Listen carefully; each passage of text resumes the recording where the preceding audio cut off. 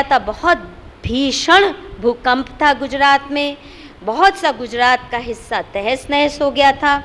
तो नरेंद्र मोदी के पहले वायदे हैं, नंबर 1 कि भूकंप वाले इलाकों को हमने दोबारा नया जीवन ऐसा देना है कि सिर्फ ये नहीं कि टूटे मकान बन जाएं, छोटे मोटे जैसे भी, पर एक नया इकोनॉमिक डेवलपमेंट का अध्याय शुरू हो, ताकि दुनिया गुजरात को एक रोल मॉडल में देखे। ये पानी की समस्या हल करूँगा, नर्मदा प्रोजेक्ट को स्पीडीली कंप्लीट करूँगा, किसान को पानी और बिजली की किल्लत नहीं होने दूंगा,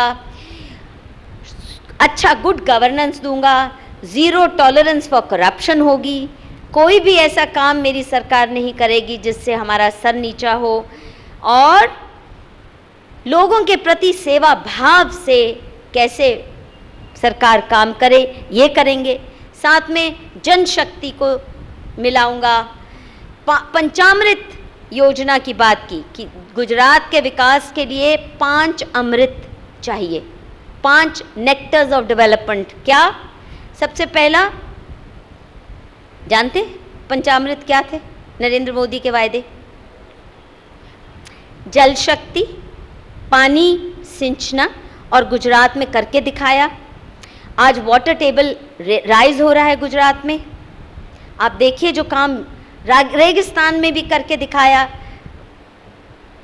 पाइप्ड वाटर सप्लाई गांव गांव में जा रहा है, घरों में पाइप वाटर। वो अपने आप में मैं पूरी किताब लिख सकती हूँ जल शक्ति पे, जो नरेंद्र मोदी ने काम शुरू वायदा किया पहले ही महीने में, और कैसे उसको निभाया और निभाते जा रहे हैं। ये कोई एक दिन का काम नहीं होता, ये लंबे काम। जल शक्ति, ऊर्जा शक्ति यानी बिजली, 3 साल के अंदर अंदर हर गांव गांव घर घर में 24 घंटे बिजली, वायदा पूरा किया। किसान को भी अश्योर्ड बिजली। तीसरा ज्ञान शक्ति, और गुजरात में एजुकेशन के लिए जो काम किए, जो वायदे किए, कैसे निभाए, वो पूरी एक किताब उस पर भी लिखी जा सकती है। चौथा जनशक्ति, यानी सरकार और जनता मिलके हम काम करेंगे, सरकार के साथ टकराव ना हो। जैसे कांग्रेस पार्टी की नीति रही है, हर जगह टकराव। आंध्रा में सीमांध्रा और तेलंगाना में टकराव कर दो, हिंदू और मुसलमान में झगड़ा कराते रहो, उनको एक दूसरे के खिलाफ भड़काते रहो, हर क्षेत्र में कोई ना कोई। पर ये नहीं, जनता को लड़ना ना पड़े सरकार के साथ, कैसे हम मिलके चलें, ये भी करके दिखाया। हर सरकारी काम को एक जन आंदोलन का रूप कैसे दिया, वो भी अपने आप में एक बहुत गजब की कहानी है, और मैं उम्मीद करती हूँ मेरे अलावा और भी लोग इसमें जाएंगे। और फिर ज्ञान शक्ति, जल शक्ति, रक्षा शक्ति। और रक्षा का मतलब ये नहीं सिर्फ कि बॉर्डर की सुरक्षा, क्योंकि गुजरात एक बॉर्डर स्टेट है पाकिस्तान से, बहुत टेररिज्म, ड्रग्स, माफिया किस्म के आते थे, वो कैसे हम सुरक्षा करें। साथ में हेल्थ, सिटीज़न के लिए लॉ एंड ऑर्डर सुरक्षा, सिर्फ बॉर्डर की सुरक्षा काफ़ी नहीं, पर गुंडागर्दी अगर पुलिस कर रही है तो वो भी नागरिक के लिए सुरक्षा, या हेल्थ केयर नहीं है वो भी सुरक्षा। ये पंचामृत कैसे अपना बना के डेवलपमेंट की बात पहले दिन से नरेंद्र मोदी कर रहे हैं, और मैंने जो वायदे किए कैसे निभा रहे हैं उसकी पूरी ट्रैकिंग की। पर सबसे बड़ी, मैंने जैसे कहा, कहीं भड़काऊ बात ही नहीं है, कहीं हिंदू मुसलमान की बात ही नहीं, सबका साथ सबका विकास की बात पहले दिन से ही व्यक्ति कर रहा है। दूसरा, कैसे एक एक वायदा उसने पूरा किया, उसकी भी कहानी आपको थोड़ी यहाँ मिलेगी, फिर 2 और कम से कम किताबें आ रही हैं, क्योंकि इतना कुछ लिखने को है उसके प्रयासों के बारे में।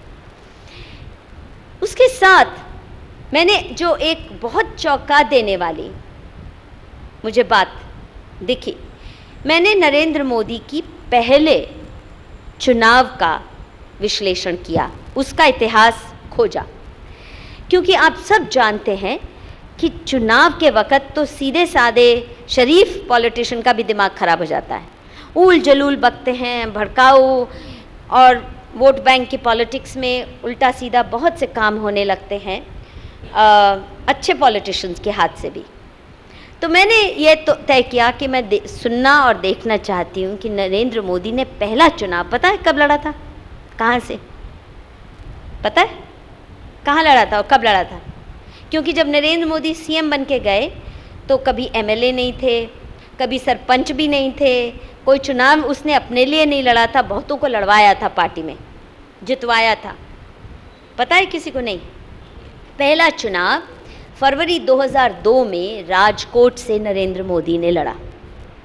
यानी 27 फरवरी को गोधरा कांड होता है और 24 फरवरी को नरेंद्र मोदी के चुनाव का रिजल्ट राजकोट नाम के शहर से हुआ जो सौराष्ट्र में है। इस पूरे महीने का जिस दिन से नामांकन भरा नरेंद्र मोदी ने राजकोट से, उस दिन से मैंने उस चुनाव का अध्ययन कैसे किया, उस महीने की अखबारें निकलवाई। ये नहीं किया कि नरेंद्र मोदी से सिर्फ पूछा, पार्टी के लोगों से पूछा, राजकोट के लोगों से पूछा, पर ये मेरे लिए काफ़ी नहीं था कि नरेंद्र मोदी कहे नहीं मैंने तो बड़ा अच्छा चुनाव लड़ा, मैं तो बहुत शरीफ हूँ, वो मेरे लिए कोई अहम बात नहीं रखता। क्योंकि जो भी बात मुझे नरेंद्र मोदी ने भी, और पहले नहीं मैं मिली थी, बाद में मेरी 14-15 घंटे की उनसे इंटरव्यू हुई है, रिकॉर्डेड है वीडियो, वो मैं वेबसाइट पे भी डाल रही हूँ। पर कोई भी बात मुझे नरेंद्र मोदी ने भी बताई अपने बारे में, मैंने जाके चेक किया फील्ड में कि ये काफ़ी नहीं कि आप बता रहे हो, पहले मैं बहुत चेक कर चुकी थी, जो बाकी बातें नहीं चेक की वो भी खुद की। अब ये चुनाव में आप भी दंग रह जाएंगे, और मुझे मालूम नहीं कि क्यों बीजेपी के लोगों को भी ये बात बताई नहीं गई, क्यों इसका ढिंढोरा नहीं पीटा गया कि ये चुनाव में नरेंद्र मोदी मुस्लिम समुदाय के भारी मतों के साथ जीते थे। और तब के अखबार कहते हैं कि चुनाव जुटाने में मुस्लिम समुदाय का बहुत बड़ा हाथ था। एक और बात बताऊं, क्योंकि ये 4 महीने नरेंद्र मोदी के लिए अर्थक्वेक रिहैबिलिटेशन का बहुत बड़ा काम था, और कच्छ वगैरह सौराष्ट्र जहाँ जहाँ भी अर्थक्वेक आया था वहाँ हिंदू मुसलमान, काफ़ी इलाके ऐसे भी हैं जो हिंदू गांव हैं, मिक्स गांव हैं, कोई मुसलमान ही पूरे गांव हैं। तो वो जो 4 महीने में नरेंद्र मोदी बहुत अपना समय, कम से कम 60% समय तो वो कच्छ और अर्थक्वेक इलाकों का दौरा करने में ही उन्होंने लगाए। दूसरा, उन भूकंप ग्रस्त इलाकों में उन्होंने लड़ाकू हिंदुत्व नहीं चलाया क्या? उन भूकंप ग्रस्त इलाकों को गुड गवर्नेंस की लेबोरेटरी के रूप में इस्तेमाल किया। कैसे हम भूकंप का जो रिहैबिलिटेशन भी करना है उसमें कैसे जनशक्ति जुड़े। अगर घर भी बनाने हैं तो ये नहीं कि सरकार अपनी मर्जी से पैसा दिया और भागो, या कहाँ हम बना देंगे टूटे फूटे जैसे भी सरकारी बनते हैं, ये नहीं। जनशक्ति और सरकार की ताकत कैसे मिली, लोगों ने अपने घर खुद बनवाए, मटेरियल बैंक्स बने, और अफसरों को, आप इसमें 2-3 चैप्टर हैं, सब जाके वहाँ रहे, बड़े बड़े अफसर, नरेंद्र मोदी लोगों के बीच में टेंटों में रहे, अफसरों को कहा वहाँ जाके हर जो भी अफसर है, हर डिस्ट्रिक्ट कलेक्टर अपने को चीफ मिनिस्टर समझ के वहीं निदान करे। ये नहीं कि फाइल गांधीनगर में आ रही है हर चीज़ के लिए, फिर अटक रही है। वो जो गवर्नमेंट के रिफॉर्म शुरू किए कि सरकार, हुकूमत नहीं, अभी भी नरेंद्र मोदी कहते हैं मुझे चौकीदार बन के, मैं शासक नहीं सेवक बन के आना चाहता हूँ। ये काम किस तरह सुंदरता से उन्होंने खुद ही नहीं किया, अपने मिनिस्टरों से कराया, अपने आईएएस अफसरों से कराया, सबसे कराया। कैसे सिस्टम दुरुस्त किए। करप्शन के लिए केजरीवाल की तरह मैं जेल भेज दूंगा, इसको भी जेल भेज दूंगा, उसको भी जेल भेज, केजरीवाल से के पास कुछ है ही नहीं, जेल भेज दूंगा। अरे सारे देश को ही जेल भेज दोगे, उसके अलावा कुछ है नहीं उसके पास कहने को। सबसे पहले तुम ही जाओगे क्योंकि तुम खुद इतने भ्रष्ट हो और कांग्रेस के उठाए हुए पिट्ठू हो तुम। तो पता नहीं तुम्हारे लिए तो कोई देश में इतनी हाँ किसी विदेश की जेल में ही भेजना पड़ेगा। यहाँ तो कैदियों को भी खराब करेगा अगर केजरीवाल पहुँच गया तो। खैर, पर उन्होंने, नरेंद्र मोदी ने ये नहीं इसको सस्पेंड करो, उसको डांटो, उसको, कैसे प्रशासन को जवाबदेह बनाने का काम किया, वो अपने आप में बहुत ही खूबसूरत कहानी है। मैं कोई एडमायरर बन के नहीं गई थी, मैं तो सवालों के साथ गई थी, पर मुझे कोई शक नहीं है कि अगर कच्छ की या भूकंप क्षेत्रों की कहानी ही मैं और कुछ भी न जानूं नरेंद्र मोदी के बारे में, पर जो काम और जो गवर्नेंस रिफॉर्म, जनता सरकार को कैसे सेवक की तरह काम करना चाहिए, जवाबदेही होनी चाहिए, करप्शन कैसे कंट्रोल की जाती है, जनता को कैसे पार्टिसिपेट करवाया जाता है, और साथ में सिर्फ ये नहीं कि टूटे घर चलो बना दो, वर्ल्ड क्लास इंफ्रास्ट्रक्चर दिया, बेस्ट ऑफ रोड्स, वो इलाके जो इतने बैकवर्ड थे, जहाँ से लोग निकलते जाते थे, डेजर्ट के इलाके हैं, रेगिस्तान है, बहुत बैकवर्ड इलाके माने जाते थे बहुत से, ये आज वो सबसे फास्टेस्ट ग्रोइंग इकोनॉमिक ग्रोथ के सेंटर बने हैं। वहाँ खेती भी प्रॉस्परस कर रही है। रेगिस्तान में कैसे खेती को प्रॉस्पर कराया जाता है, एडवांस कैसे, वहाँ कैसे वाटर हार्वेस्टिंग किया जाता है, वहाँ कैसे पशुधन को बढ़ाया जाता है, वहाँ कैसे इंडस्ट्री आती है, और ऐसे ज़मीन ऐसी जगह दो जहाँ 500 रुपये एकड़ की भी कोई खरीदने को ज़मीन तैयार नहीं था, आज वो करोड़ों की ज़मीन बन गई है, क्योंकि वहाँ खेती हो नहीं सकती थी। तो ये इंडस्ट्रियलाइजेशन का भी उन्होंने जो मॉडल किया, इंडस्ट्रियलाइजेशन वहाँ करो जहाँ कुछ हो नहीं सकता, बंजर ज़मीन है, कोई झगड़ा भी नहीं है, किसान खुशी से दे रहा है, और इंफ्रास्ट्रक्चर, पानी, बिजली, बेस्ट रोड, इंटरनेट, सब कुछ दे दो तो इंडस्ट्री भी जाएगी, टैक्स हॉलिडे दे दो। ये जो सारा काम करने में जिस तरह नरेंद्र मोदी बिजी थे अपने वायदों को निभाने में, तो उसने केवल 4 दिन राजकोट में लगाए अपनी इलेक्शन कैंपेन के लिए। जैसे अभी भी नरेंद्र मोदी कभी वाराणसी में दिखे हैं? एक ही रैली की ना, उसके बाद तो केजरीवालों ने ढूंढे फिर रहा है, कहता मुझसे डर गए, मुझसे डर गए। वो इतना डरे क्या, उसको तो ज़रूरत ही नहीं है वाराणसी में जाने की, वहाँ जाए बिना उसको वोट मिल सकता है। तुम गली गली मार फिर रहे हो और कभी कोई तुम्हारे मुंह पे स्याही डालता है, कभी कोई जूता फेंक रहा है, ये हाल है।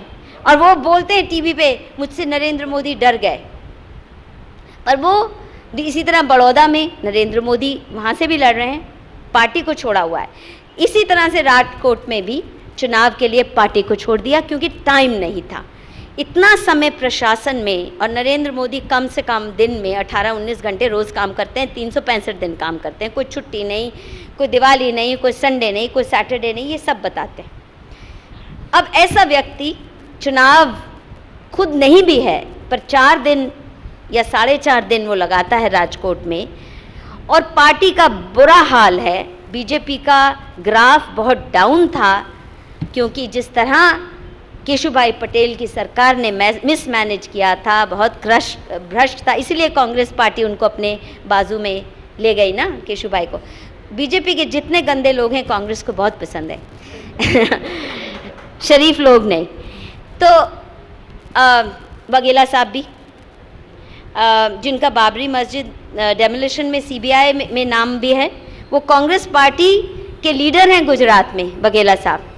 हाँ, तो ऐसे जो भी कचरा है ना, बीजेपी बड़ा खुशी से कांग्रेस स्वीकार करे जा रही है। अच्छे लोग बच जाएं तो अच्छा बात है ना, बीजेपी और भी अच्छी पार्टी बनेगी। खैर, अभी ये जो राजकोट का चुनाव है, कोई लंबी ज़्यादा बात तो नहीं हो गई, ठीक है?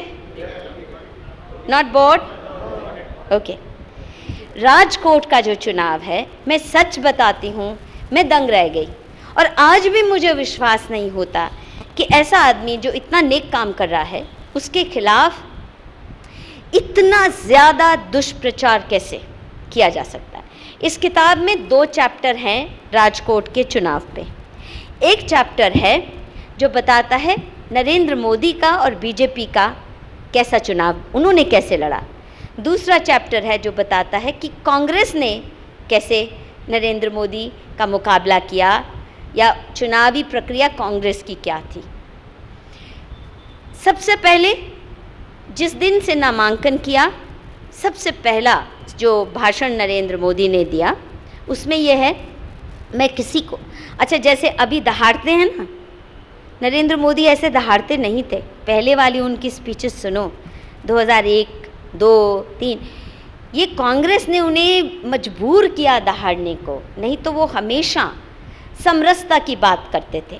एक बात भूल गई बताना, 7 अक्टूबर को शपथ ग्रहण करते हैं नरेंद्र मोदी।